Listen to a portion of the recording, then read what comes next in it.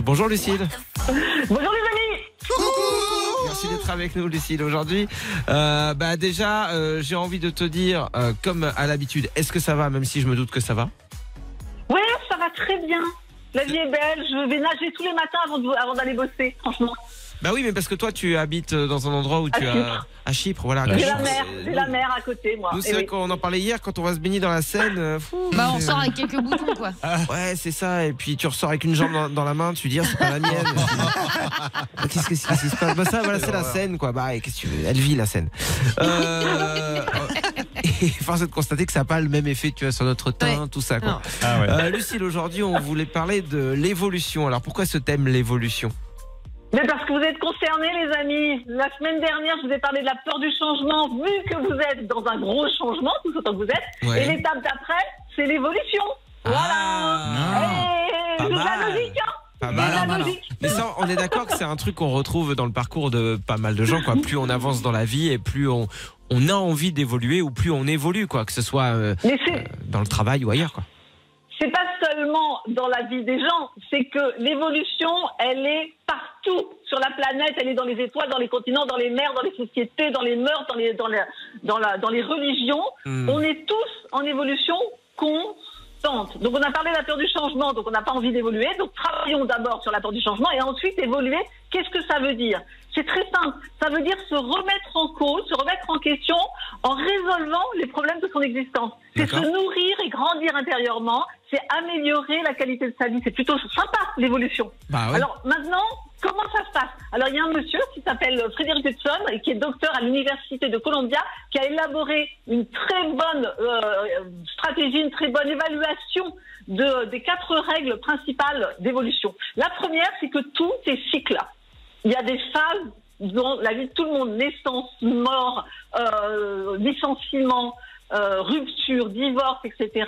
Tout est cycle. Ça commence, ça s'arrête, ça repart à longueur de temps. La deuxième règle, c'est que tout est changement, donc je viens de vous le dire. La troisième règle, c'est qu'il y a la nécessité d'un apprentissage permanent. Voilà, ça c'est vraiment important de savoir qu'on a besoin d'être en évolution de manière constante, et que ça se passe de l'intérieur vers l'extérieur. Généralement, on attend que tout change dehors pour évoluer. C'est exactement l'inverse qui se passe. C'est-à-dire que c'est parce que vous allez évoluer à l'intérieur que le monde du dehors va évoluer, va se transformer. D'accord? Donc ça, c'est vraiment la première chose à comprendre, c'est que l'évolution, elle est inhérente, elle est à l'intérieur de vous, à l'intérieur de la planète, elle est partout. Tout ce qui n'évolue pas stagne, donc meurt. Donc plutôt que de vouloir que les choses n'évoluent pas, accompagner ce mouvement d'évolution. D'accord? Parce que quand on le fait pas, on est donc en contradiction avec ses besoins profonds. Son besoin de grandir. Ça va créer de l'ennui, un sentiment de subir sa vie, d'être dépassé, ça peut créer de la dépression, de la maladie, etc. C'est pour ça aussi qu'on peut trouver des gens peut-être un peu aigris, tu vois, ceux qu'on croise qui sont un peu anti-tout, le monde de toute façon c'est de la merde. Enfin, est-ce que ça peut développer de l'aigreur? Je suppose que ça vient de là aussi. Bien sûr, c'est parce qu'ils ont besoin d'évoluer et qu'ils ne le font pas. Oui. Et donc du coup, ça les ramène à de la frustration. Ils préfèrent stagner parce qu'ils ont peur de l'évolution, la peur du changement, donc, plutôt que de se mettre en mouvement dans cette évolution. Alors, il y a un documentaire qui nous parle de l'évolution quand elle se passe pas bien du tout. C'est sur Arte, on vous met le lien. C'est très révélateur comme titre, ça s'appelle Demain tous crétins, voilà. Et ça explique la planète vers laquelle on se dirige si on n'évolue pas. Bon, on le voit pas mal, hein. J'en parlais tout à l'heure, il suffit d'allumer TikTok et puis on voit vers où on va. Ok, d'accord. Donc demain tous crétins, je l'ai pas vu. Tu sais quoi, je vais moi-même aussi profiter de ce lien parce que ça m'intéresse. Voilà. Et l'évolution, je vous avais parlé de la pyramide de Maslow, qui est la pyramide qui étudie tous les besoins vitaux. L'évolution est dans la pyramide de Maslow. Donc c'est vraiment un besoin vital. C'est pas quelque chose. On a l'impression que c'est moins important que de manger, que de soigner ses blessures, que de se reproduire. On a l'impression que c'est pas un besoin vital. L'évolution, c'est un besoin vital.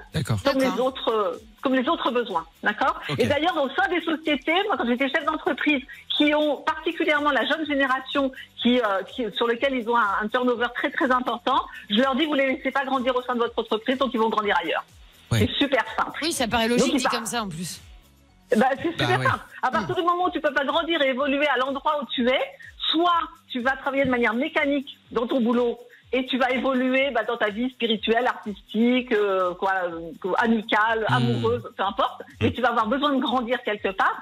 Si dans ton boulot dans lequel tu passes des heures et des heures, on te donne la possibilité de la croissance et de l'évolution, tu t'es motivé, t'es inspiré, tu continues à créer. Ouais, mais c'est vrai que je suppose que quand on est chef d'entreprise, on pense avant tout à son évolution à soi, parce que c'est ce que font tous les chefs d'entreprise, quoi. En tout cas, c'est leur objectif. Ils ont un petit truc à la base qui grandit, puis ils veulent plus, soit que ce soit pour que ce soit pour des raisons financières ou autres.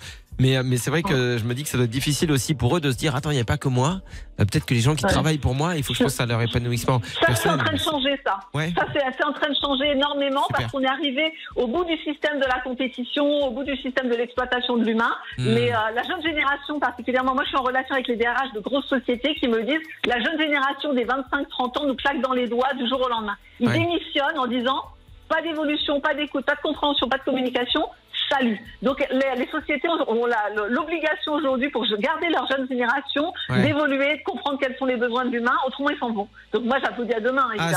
C'est super parce qu'on sort de génération et de génération de ça te dit que je te sous-paye et que je te fasse travailler plus que la moyenne et que ta gueule et toi tu dis rien et puis nous on était là enfin on se disait d'accord ok et tu sais quoi je veux même bien peut-être travailler la nuit parce que j'ai trouvé des petites pilules sur internet et plus besoin de sommeil. C'est bien vaché, c'est bien. Non mais c'est vrai qu'on a été des générations de gens comme ça où on n'osait pas trop dire les choses et c'est pas qu'on est capricieux, c'est pas qu'aujourd'hui les jeunes sont des princesses en fait, c'est trop bien, c'est juste qu'ils... Non, c'est qu'ils sont à l'écoute de ce qui est essentiel pour eux. Ouais, c'est super. Donc moi je trouve formidable. C'est trop bien. Alors maintenant pourquoi il faut évoluer là, maintenant, tout de suite et pas demain? Parce que l'époque l'exige. Ça fait des mois et des mois et des mois qu'Ovachet Time vous parlez des problèmes d'écologie qui sont quand même absolument alarmants, du fait que la santé de l'humanité est en train de se dégrader avec un environnement pollué, il y a des maladies, des pandémies qui débarquent qui n'existaient pas avant, on est impacté énormément au niveau de la santé sur l'industrie, par l'industrie agroalimentaire, on sait que les systèmes éducatifs, compétition sont obsolètes, ça atteint ses limites, on va passer, ça serait bien d'évoluer vers de la coopération maintenant au niveau de la scolarité, parce qu'on sait que c'est beaucoup plus productif. On sait qu'aussi on s'embarque tranquillement, on est déjà dedans dans une crise économique, donc l'évolution c'est maintenant pour tout le monde. On est tous concernés sur le fait d'évoluer. Alors maintenant, comment faire d'un point de vue personnel et ensuite d'un point de vue sociétal. Donc déjà d'un point de vue personnel, c'est se poser et accepter de se remettre en cause. Et de se dire, ok, qu'est-ce qui va pas, qu'est-ce qui évolue pas chez moi, qu'est-ce que je peux transformer. Quand on est dans une étape comme la vôtre là actuellement d'évolution et de transformation, c'est vraiment de se poser et de se dire, qu'est-ce que je vais faire bouger en moi pour l'accompagner cette évolution, pour la planifier, pour la prévoir. Et il y a une grosse charge émotionnelle dans ces situations-là. Donc c'est vraiment accepter de faire le bilan, de se remettre en cause et de se faire aider. Ça concerne absolument tout le monde. On peut tous. Aujourd'hui, on a toutes les techniques du monde pour pouvoir évoluer quand on est dans une situation pénible. Tu me demandais tout à l'heure comment j'allais. Là, aujourd'hui, je vais très bien. Il y a 3 jours, ça allait pas. Je me suis mise dans une situation qui était compliquée. J'ai fait le bilan, je me suis posée, je suis allée me faire aider. Le lendemain, c'était bon, j'étais recalée. Donc ça, c'est vraiment important de savoir que ça concerne tout le monde, qu'on peut tous le faire à n'importe quel moment, plutôt que d'impacter son environnement, les personnes qu'on aime, se ralentir soi-même. C'est vraiment se prendre en charge et se prendre en main par rapport à ça. Donc, étudier, une autre clé, c'est étudier les pensées. Qu'est-ce qu'on a en pensée récurrente? Est-ce qu'on est tout le temps en train de ressasser la même problématique ou est-ce qu'on s'évade en disant bon ça c'est la problématique, maintenant je pose ma pensée sur la solution. Donc ça c'est vraiment d'aller regarder comment on réfléchit. Un bouquin que je vous recommande qui est top bien de Joël de René, qui est un grand spécialiste de l'épigénétique. Et c'est la science, l'épigénétique c'est la science de l'impact sur l'environnement. De l'environnement sur les gènes. C'est-à-dire comment votre environnement va impacter votre génétique. Super bouquin, ça s'appelle La Symphonie du vivant et ça va vous permettre, en passant par l'épigénétique, de pouvoir modifier tout ce qui relève de l'alimentation, du sport, des exercices, de la relation au corps, des pensées, des émotions, comme j'en parlais.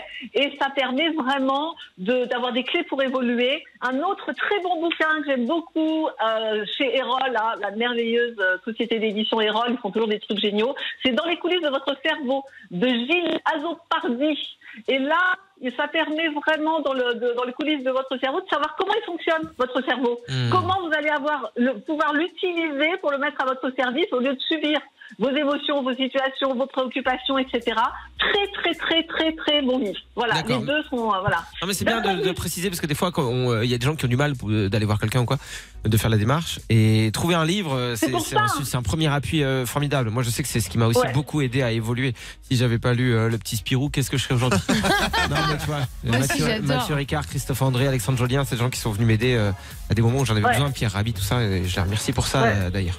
Bien sûr. Donc on les partage. Et après le meilleur investissement que vous ferez jamais, c'est d'investir sur vous-même. Vraiment. Les bouquins, c'est super bien, ça va vous donner une connaissance générale, mais ça ira pas toucher le point de détail que vous pouvez pas voir vous-même. D'accord? Et d'un point de vue sociétal, chacun fait sa part comme il peut. Vous avez fait ce que vous pouvez faire pendant des mois et des mois. Vous avez parlé de start-up, un impact sociétal, écologique, etc. Chacun peut s'investir. Là, j'ai eu une expérience magnifique avec une de mes clientes qui travaille dans du marketing, a pas de sens là-dedans. Elle me dit, je veux vraiment m'investir dans de l'écologie. Et vous avez invité Marine Calmet, que je connais très bien aussi, qui est avocate spécialisée dans le domaine de l'écologie. Je les ai mises en relation toutes les deux. Et il y en a une qui va faire du bénévolat pour l'autre. C'est-à-dire que Marine a besoin de quelqu'un pour étudier ses dossiers et puis les construire. Cette jeune femme qui est absolument merveilleuse, qui a envie de s'investir, elle le fait. Donc c'est son moyen d'un point de vue personnel de faire avancer la société. Des mouvements comme MeToo ont fait changer que la politique a vraiment, ça a obligé les politiques à changer les lois, à changer l'ADN social, à changer la mentalité. Maintenant, certains producteurs savent que le droit de clichage avec les actrices, c'est pas bien. Voilà. Donc, c'est important. Merci, merci beaucoup. Vas-y. Pour terminer, il reste 10 secondes. Il reste 10 secondes, ouais. Très bonne nouvelle, la France est un des pays les plus avancés en coopération, en coopérative, en association qui contribue au changement sociétal. Avec ça me fait une bonne journée, on est très fort. On est au bon endroit alors, ça c'est cool. Merci beaucoup Lucille d'avoir été avec nous. Et puis on te dit à la semaine prochaine pour la dernière de la saison. Bisous Lucille. Salut.